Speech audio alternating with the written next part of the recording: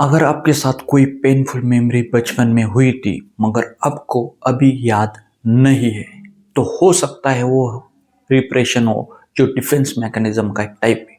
आज के वीडियो में वही देखने वाले हैं। आपने ये वीडियो क्यों देखनी चाहिए? क्योंकि आज आप वो एग्जांपल मैं बताऊंगा, उससे आपको पता चलेगा कि आपके साथ भी ऐसा कुछ चीज़ हुई है। इसके बाद ये क्यों होता है, ये हमारे कौन से माइंड के कारण होता है और इसका परिणाम आप पे क्या हो रहा है और इससे बाहर आने के लिए क्या करना चाहिए, ये सब आज के वीडियो में हम देखने वाले हैं। इसलिए आपको ये वीडियो देखना ज़रूरी होगा। अगर कोई लगता है कि उसके साथ भी ऐसी चीज़ें हुई है तो उनको भी आप शेयर कर सकते हो। और अब तक सब्सक्राइब नहीं किया तो ज़रूर सब्सक्राइब करें। इसके पहले भी मैंने कुछ टाइप लाए हैं डिफेंस मैकेनिज्म के, उसकी लिंक मैं डिस्क्रिप्शन में दे दूंगा, वहाँ से आप देख सकते हो।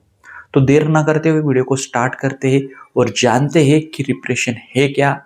हम वो पेनफुल मेमोरी भूल तो गए हैं मगर उसका परिणाम अभी तो है तो नहीं ना, या अभी तो नहीं हो रहा है प्रेजेंट में। तो वो सब चीज़ें आज की वीडियो में जानेंगे। तो देखिए, रिप्रेशन यानी कि दर्दनाक यादों को अंदर दबा देना। जो भी दर्दनाक यानी कि आपके साथ ऐसी कुछ चीजें हुई जो आपको पसंद नहीं थी और उसने आपको दबा दिया, अपने उसको इग्नोर कर लिया, उसको पी गए पानी की तरह।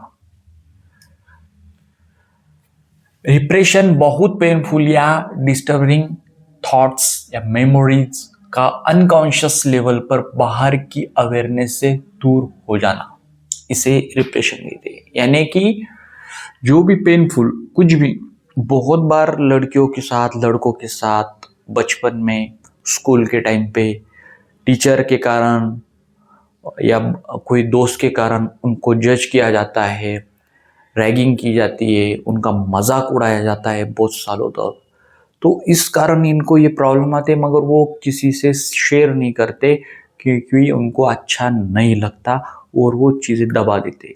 यानी कि वो रिप्रेशन हो सकती है, चाहे वो उनके थॉट हो सकते हैं यानी विचार, उनकी स्मृति यानी मेमोरी हो सकती है, और वो अनकॉन्शियस लेवल पर बाहर के अवेयरनेस से दूर हो जाते, यानी कि बाहर वो अवेयर नहीं रहते, उतना बताते नहीं। मगर जो हमारे अंतर मन के नीचे एक मन है जो जागरूक नहीं होता, जैसे हम आप वीडियो बना रहे तो अभी वो मन जागरूक नहीं है, वो अंदर है जो कि स्टोर कर लेता है सब चीजें, उसे ही अनकॉन्शियस माइंड कहते हैं। उसमें वो चीजें स्टोर हो जाती है, जमा हो जाती है, मगर हमें लगता है कि अब वो चीज हमें याद नहीं है। जैसे कोई भी चीज आपको जो याद आ रही है वो सब अनकॉन्शियस माइंड की ही है, वहां से अब वो उठाते हैं आपका माइंड, फिर आपको याद आ जाता है। उसमें हेल्प करता है आपका सबकॉन्शियस माइंड यानी कि अंतर्मन। तो आप समझ पाएंगे कि रिप्रेशन है क्या, और एग्जाम्पल से समझ पाएंगे।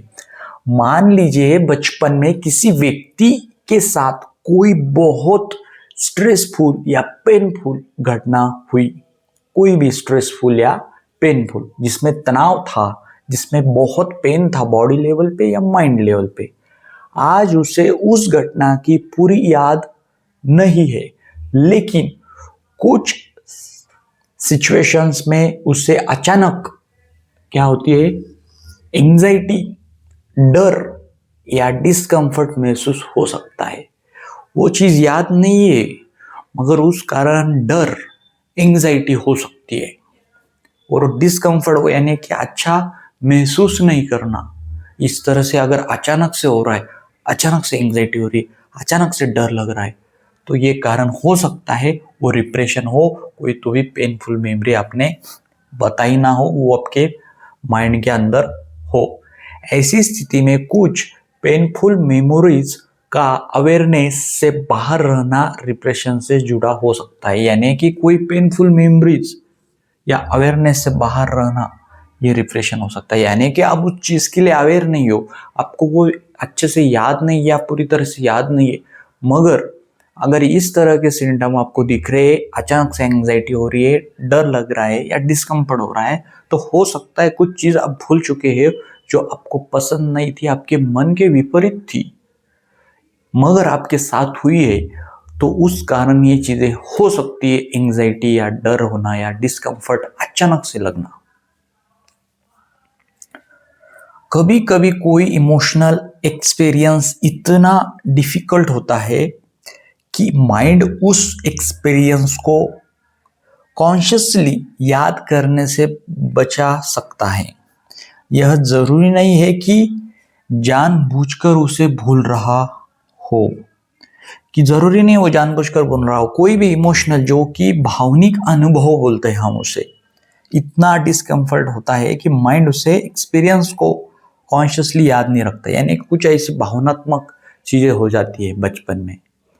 कोई भी लड़के को अगर उस पर बहुत टीचर ने चिल्लाया हो, मजाक उड़ाया हो, तो उसको अभी भी क्या होता है, कभी कभी घर में, कभी ऑफिस में, बड़ा होने के बाद भी कोई जोर से बोले, चिल्लाए तो उसे पसंद नहीं आता।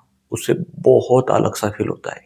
फिर वो कहता है कि चुप हो जाओ, स्लोली बोलो, मुझे चिल्लाना पसंद नहीं, ये चीज पसंद नहीं होनी। ऐसा क्यों होता है? क्योंकि एक एग्जाम्पल बता रहा हूं मैं, ठीक है ना। अलग अलग घटना, अलग अलग सिचुएशन, अलग अलग पर्सन के साथ कुछ और भी रीजन हो सकते हैं, मगर एग्जाम्पल के लिए मैं बता रहा हूँ। तो इस तरह भी होने का रीजन उनके साथ बचपन में कुछ ना कुछ पेनफुल मेमोरी या इमोशनल एक्सपीरियंस अच्छा नहीं रहा उनका, इसलिए ये हो सकता है। वही मैं बात बता रहा हूँ कि डिफिकल्टी आ सकती है। माइंड उस एक्सपीरियंस को कॉन्शियसली, यानी कि जागरूक जगह पे याद नहीं है। उस पर्सन अब बड़ा हुआ है, ऑफिस में काम कर रहा है, अभी फैमिली में रहता है, मगर अभी उसको वो याद नहीं में ऐसा क्यों मुझे लगता है कि मुझे पसंद नहीं चिल्लाना किसी का, या बहुत जोर से बात करना पसंद नहीं। उसको अभी या नहीं मालूम ये क्यों हुआ है, मगर इसका रीजन रिप्रेशन या आपके साथ पेनफुल चीजें हुई हो सकती है बचपन में, तो उस कारण भी ये चीजें होती है। इसके अलावा अब एग्जाम्पल मैंने इतना ही बताया है, इसलिए उसे अनकॉन्शियस डिफेंस मैकेनिज्म कहा जाता है। देखिए, तो इतना ही एग्जाम्पल मैंने बताया। इसके अलावा बहुत एग्जाम्पल है जिसमें हम देखते हैं, कोई बच्चे हो गए, उसको कोई टॉर्चर हो गया या कुछ और चीज़ इसी तरह की जो अभी उसको याद नहीं है, मगर कभी कभी अचानक से डर लगना है, एंग्जाइटी होना या डिस्कम्फर्ट फील होना है एकदम से, कुछ भी रीज़न ना होते, तो हो सकता है कुछ ना कुछ कोई ऐसी चीज़ उसके साथ, उनके साथ हुई हो जो अभी याद नहीं है, मगर वो रिप्रेशन है, यानी कि वो दमन हो चुकी है, दबाई गई है, अनकॉन्शियस माइंड में अभी भी है।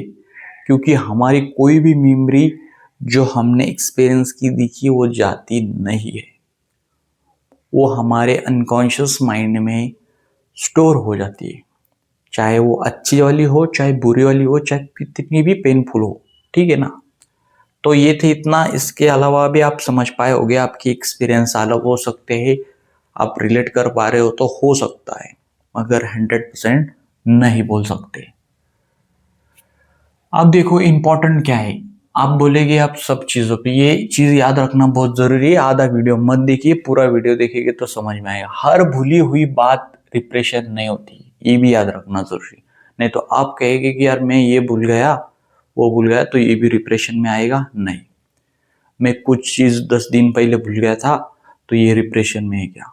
नहीं, ऐसी हर चीज रिप्रेशन नहीं होती। जिसमें बहुत पेनफुल मेमोरी, इमोशनल मेमोरी को, भावनिक को आपको टॉर्चर हुआ हो, वहां पे आपको बहुत बुरा फील हुआ हो बचपन में, या कुछ ऐसी चीजें हुई जो आप कभी नहीं चाहते थे हो, तब हो सकता है। हम बहुत सी सामान्य बातें भी समय के साथ भूल जाते, तो होता है ना, मैं वही बोल रहा हूँ। जनरली हम कभी कभी बहुत छोटी बड़ी चीजें भूल जाते, तो इसका रीजन ये नहीं है कि ये रिप्रेशन ही हो सकता है, ठीक है ना। तो इसको रिप्रेशन ना समझे, इसलिए मैंने इंपॉर्टेंट में वो चीज आपको बताई है, आपको क्लियरिटी आने के लिए, ठीक है ना। रिप्रेशन एक साइकोलॉजिकल कंसेप्ट है और इसे केवल किसी एक सिम्टम के आधार पर आइडेंटिफाई नहीं किया जा सकता। तो वही मैं बता रहा हूँ, अगर मैंने एग्जांपल बताए भी तो इसके अलावा भी कोई रीजन होते हैं। सिर्फ एक सिम्टम मैंने आपको बताने पर हमें इसे रिप्रेशन नहीं कह सकते, मगर आपको ये वीडियो के बाद अवेयरनेस आएगी, समझ आएगा, अगर आप कांटेक्ट करोगे जब सर्टिफाइड काउंसलर के साथ, मेरे साथ या किसी और के साथ जो साइकाइट्रिस्ट या साइकोलॉजिस्ट हो, सर्टिफाइड अच्छा एक्सपीरियंस वाला, तो वहाँ आपको पता चलेगा या ये सच में डिप्रेशन है या नहीं है। क्योंकि ये सिर्फ एक सिम्टम्स हमने देखा जो आपको अवेयरनेस के लिए ज़रूरी था। मेरे हिसाब से आपको सब क्लियर हुआ होगा कि कैसे जानना है कि डिप्रेशन है या नहीं।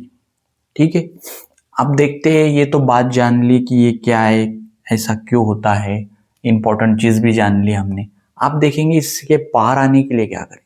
तो सोल्यूशन देखिए, पहली बार तो आप एक्सेप्ट करें ऐसा हो रहा है, और इंपॉर्टेंट चीज़ खुद को पूछिए, क्वेश्चन करना है, क्या कोई पर्टिकुलर सिचुएशन मुझे बिना स्पष्ट का कारण बहुत अनकंफर्टेबल या इमोशनल कर देती है। यानी कि ऐसा कोई एक ही चीज़ है क्या जिस कारण आपको अनकंफर्टेबल इमोशनल लेवल पे फील होता है। तो ये खुद को पूछना है। हर जगह पे अगर हो रहा है तो ये वो रीज़न नहीं है, ये जान लेना ज़रूरी है। आपका आंसर ऐसा आ रहा है कि हर जगह हो रहा है, तो वो डिप्रेशन नहीं हो सकता। सिर्फ पर्टिकुलर कभी सिर्फ एक चीज़ की, जैसे हम ट्रिगर बोलते हैं कि मुझे एक ही वो ट्रिगर होने के बाद ही वो चीज़ याद आती है, इसी तरह कोई पर्टिकुलर घटना होने के टाइम पे अगर होता है तो फिर वो डिप्रेशन है। तो इसका क्वेश्चन खुद को करना है आपको, ये बहुत ज़रूरी होगा आपको जानने के लिए डिप्रेशन में अगर आप हो या ना हो। अगर ऐसा बार बार होता है और डेली लाइफ को इफेक्ट करता है तो प्रोफेशनल हेल्प में इसे सेफलीफाई एक्सप्लोर किया जा सकता है। यानी कि कहने का मतलब ये है कि आपकी जो डे टू डे लाइफ है, अगर इस पे उसका इम्पैक्ट दिखाई दे रहा है, आप बार बार डर रहे हो, बार बार अचानक से एंग्जाइटी हो रही है, बार बार डिस्कम्फर्ट फील कर रहे हो, अच्छा फील नहीं कर रहे हो बार बार कोई भी काम करते टाइम, और एक बार नहीं बहुत बार ऐसा हो रहा है, हर दिन में हो रहा है, तो आपको ज़रूरत है एक प्रोफेशनल सर्टिफाइड एक्सपीरियंस अच्छे से काउंसलर की, काउंसलर साइकोलॉजिस्ट की या साइकाइट्रिस्ट की, उनके पास आप हेल्प ले सकते हो।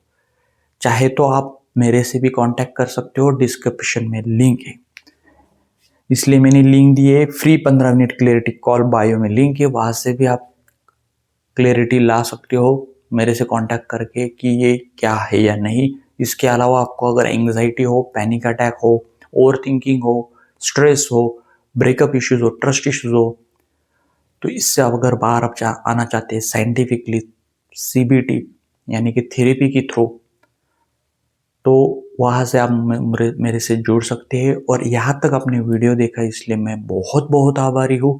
अगर आपको लगता है कि ये वीडियो किसी काम आए तो उनको शेयर करें। आपके कोई कमेंट हो तो नीचे कमेंट कर सकते हो, उस पर भी मैं आपको रिप्लाई दूंगा या वीडियो भी लाऊंगा जो अगर कोई प्रॉब्लम आपकी हो तो। और आप तो सब्सक्राइब नहीं किया तो सब्सक्राइब करें, क्योंकि ऐसी ही इम्पोर्टेंट वीडियो जो साइंटिफिकली साइकोलॉजिकल बेस्ड होती है मैं आपके लिए लेके आता हूँ। इसलिए सब्सक्राइब करिए, शेयर करिए और लाइक करिए। मिलते हैं अगले वीडियो में नए डिफेंस मैकेनिज्म के साथ। तब तक के लिए बाय, थैंक यू।